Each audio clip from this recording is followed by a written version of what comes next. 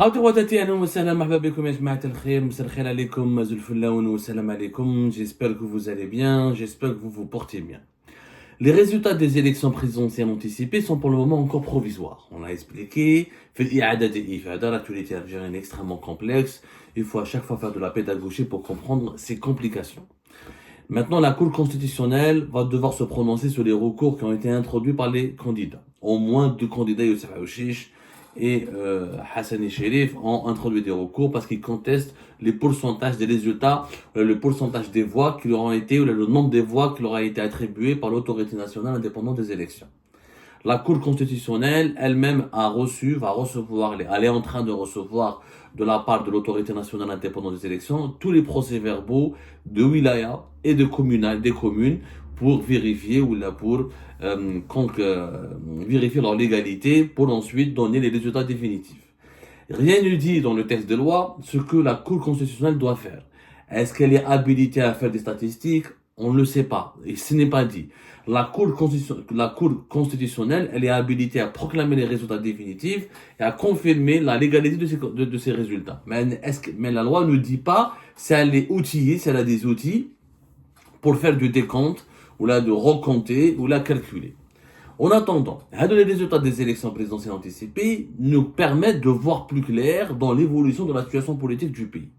Il y a certaines vérités qui sautent aux yeux. Comme on a parlé tout à l'heure, Al-Majid Tebboune n'a pas obtenu plus de 200 000 voix dans aucune wilaya, à l'exception de la wilaya d'Oran. Rien qu'à Oran, il a dépassé les 315 000 voix. C'est la wilaya où Al-Majid Tebboune est le mieux élu. Et on a dit, est-ce que c'est lié à la personnalité du Wali, des autorités locales, qui ont fait peut-être un bon travail, qui ont été appréciés. Et est-ce que les habitants de la région d'une wilaya jugent le président sortant à la ce qui a été fait dans la wilaya, et le vis-à-vis de la population est directement le Wali. Est-ce que c'est la personnalité du Wali ou est-ce qu'il y a d'autres paramètres? Mais on va enquêter pour comprendre ce qui s'est passé à Oran. Pourquoi Oran se distingue des autres wilayas du pays. Mais on va prendre un autre constat. Les chiffres pour le moment de l'année, wilaya par wilaya, que nous avons obtenus, que nous sommes en train d'analyser et d'ausculter, nous permettent de faire un autre constat. C'est l'échec de la normalisation de la Kabylie.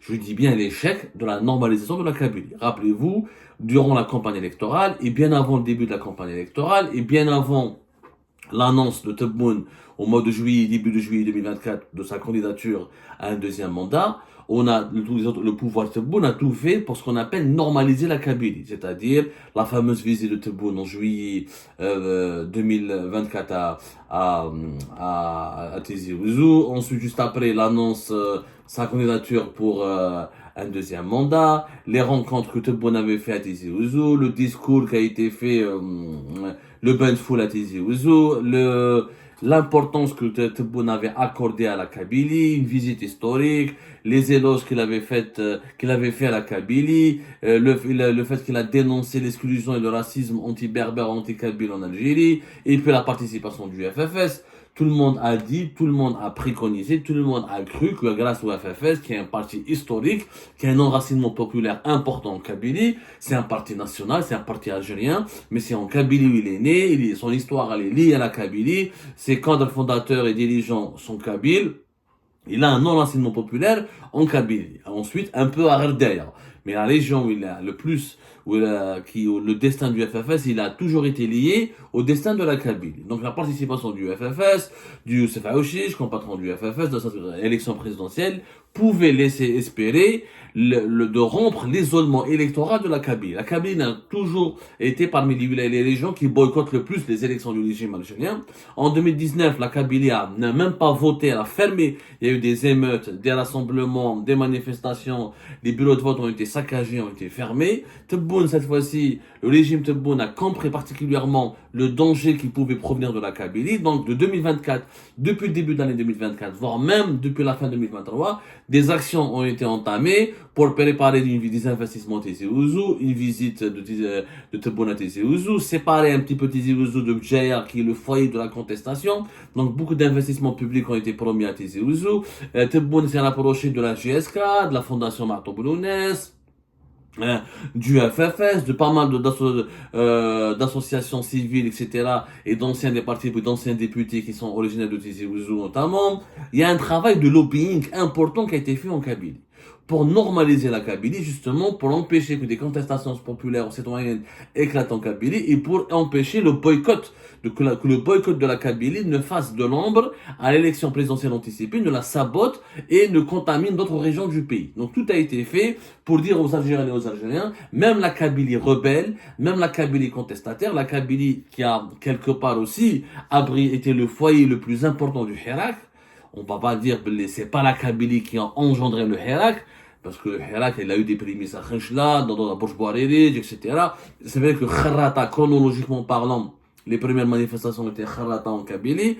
Le cœur, l'un des foyers les plus forts du Hirak a été la Kabylie. La Kabylie a abrité des manifestations jusqu'à très tardivement durant l'année 2021, année de la répression terrible qui s'est abattue sur le Hirak. Donc, la Kabylie qui faisait peur, la Kabylie qui inquiétait, la Kabylie qui pouvait représenter un danger. Le régime Tebboune, pendant pratiquement une année, a négocié des partis politiques, de la société civile, des autorités locales, à la répression sécuritaire qui a été menée brutalement contre les mouvements, les activistes et les éléments politiques les plus engagés de la Kabylie. En plus, la lutte extrêmement brutale qui a été menée contre le mouvement séparatiste, le MAC.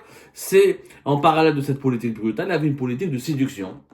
En direction des élites kabyles, en direction de la Kabylie, un discours favorable à la mazérité, des actions favorables à la mazérité, des promesses d'investissement public importants, une visite historique de Tebboune et l'inauguration du stade de Tizi Ouzou, et une mise en valeur de la Kabylie, de l'identité amazigh et de l'apport de la Kabylie à l'identité nationale. Tebboune a vraiment fait un travail qu'on ne peut qualifier qu'excellent. Et le fait que le FFS a marché dans cette combine, a participé à cette combine, ça a quand même permis à la Kabylie d'avoir un candidat aux élections présidentielles qui parle kabyle, qui a fait des meetings en kabyle, qui a fait des déclarations en kabyle, des clips de campagne en kabyle. Et sur le plan symbolique, ça a été une réussite.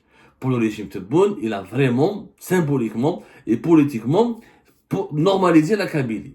Mais au niveau des résultats, c'est le contraire qui s'est produit. Malheureusement pour le régime Tebboune, le résultat est catastrophique puisque la Kabylie n'a pas du tout voté. Il n'y a pas eu de manifestations, de bureaux de vote brûlés ou la fermés, etc. Mais ni la participation du FFS, ni cette politique de séduction et ce lobbying intense qui a été mené pendant plus d'une année en Kabylie n'a pu porter ses fruits. La preuve, Tebboune n'a récolté dans la Kabylie, on considère comme géographiquement la Kabylie comme les villages de Bouera, Tizi Ouzou et Bdjaya. Même si c'est un peu réducteur, parce qu'il y a des villages kabyles, il y a des localités qui parlent kabyle et qui sont, parce que qu'est-ce qu'un kabyle? Un kabyle, on considère qu'on est kabyle quand on parle le kabyle. C'est le critère de la langue, quand on est d'expression kabyle. Donc, quand on a des parents kabyles, quand on est kabyle, on parle kabyle. Et on va dire le monde kabyle ou la Kabylie a aussi, elle peut s'étendre aussi jusqu'à Borj-Bouariri, jusqu'à Sétif, jusqu'à une partie de Boumerdes. Disons, mais le gros du territoire, géographiquement et linguistiquement parlant, de la Kabylie, ça reste Bouera, Tizi Ouzou et Bdjaya. Dans ces trois régions, Abdelmajid Tebboune, dans ces trois wilayas, Abdelmajid Tebboune n'a pas récolté plus de, à peine 228 000 voix. Même pas 229 000 voix. Tebboune n'a récolté que 229 000 voix dans les trois wilayas qui composent le corps de la Kabylie, qui sont Bouera, Bdjaya et Tizi Ouzou. Même pas 229 000.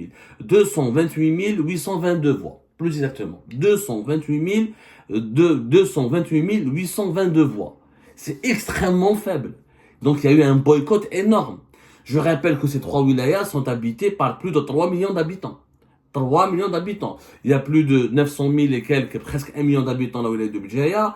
Oui, ça c'est des statistiques officielles qui sont peut-être pas actualisées réellement, mais jusqu'à 2019, il y avait 900 000 et quelques habitants à Bdjaya, 1 million, presque 1 million 200 000 d'habitants à Tizi Ouzou, et 842 000, presque 850 000 habitants à Bouera. Ça nous fait une population de plus de 3 millions de personnes. Sur les 3 millions de personnes qui habitent en Kabylie, il y a uniquement 228 000 personnes qui ont voté pour Tebboune. Ça veut dire qu'on est à même pas 10%. Même pas 10%.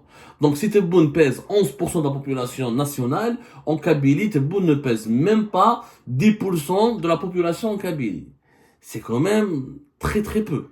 Ça veut dire que le régime Tebboune est aussi rejeté, mis à l'écart, et la Kabylie n'en veut pas, au même titre que l'Algérie. Donc il n'y a pas de particulier. Finalement, ce qui est intéressant avec les résultats de ces élections, c'est qu'on croit que la Kabylie elle est particulièrement différente des autres régions, elle est particulièrement dans l'opposition, elle est particulièrement rebelle. C'est pas le cas puisque dans les autres régions, Tebboune n'a pas récolté aussi. Comme dans aucune wilaya, Tebboune a récolté plus de 200 000 voix, mais à part l'Oran. Donc la Kabylie, comme elle est très similaire à toutes les autres régions du pays, qui rejettent, qui ne sont pas contents du bilan de Tebboune, qui n'ont pas voté, qui ne sont pas partis voter, et en ne pas votant, en s'abstenant, c'est aussi un message de colère, d'insatisfaction, de rage, de rejet.